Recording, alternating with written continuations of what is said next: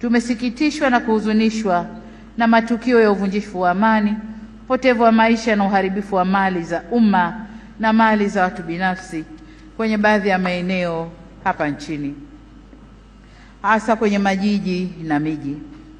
Kilichotokea hakiendani na taswira na sifa za Kitanzania na sio Utanzania.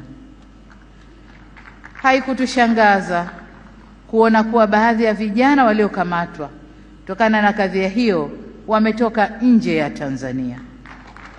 Vyombo vyetu vya ulinzi na usalama vinaendelea kufuatilia na kuchunguza kwa undani zaidi kilichotokea na kuirudisha nchi katika hali tuliyoizoea kwa haraka. Kamati ya ulinzi ya kitaifa na kamati za ulinzi za mikoa na wilaya, na wataka muhakikishe kuanzia leo maisha ya wananchi yanarejea mara moja. Ndugu wa Tanzania, mkusanyiko wetu leo hapa sio kwa ajili ya kuwazawadia walioshinda kwenye uchaguzi, la hasha, bali ni matakwa ya kikatiba ya kukabidhiwa dhamana ya kuwa mtumishi mkuu wa taifa katika kuleta maendeleo endelevu kwa maana ya uimara wa kiuchumi, kisiasa, kidiplomasia na kijamii. Ili tuweze kuyatimiza hayo, hatuna budi kuhakikisha tunahimizana umoja na upendo kwa nchi yetu, tunadumisha amani na kuheshimu sheria za nchi. Kinyume cha hayo, maandamano, vurugu, uvunjifu wa amani husababisha maumivu na havileti manufaa wala faida kwa yoyote yule.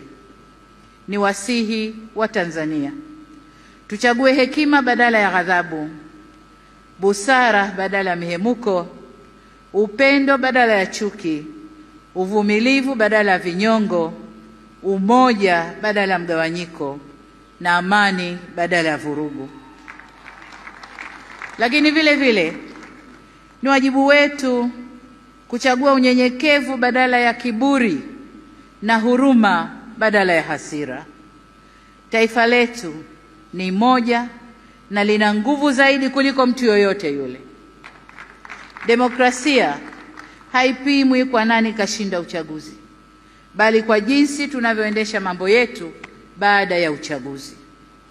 Tutakuwa na nguvu zaidi pale kila sauti chanya au hasi zitakaposikilizwa, kuheshimiwa na kuthaminiwa, na vile vile tunapoweza kuponya wenye